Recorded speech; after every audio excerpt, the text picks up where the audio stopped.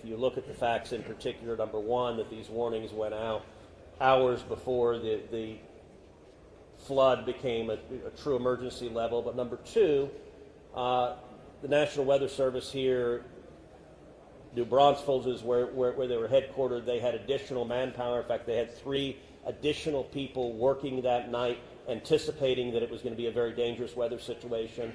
I also think it's worth noting that the National Weather Service Union, which has been very critical of the DOGE cuts, has publicly said that they don't believe that the reduction in staffing had any impact whatsoever on their ability to warn of this event. And so, look, I think it is reasonable over time to engage in a retrospective and say at every level what could have been done better, because all of us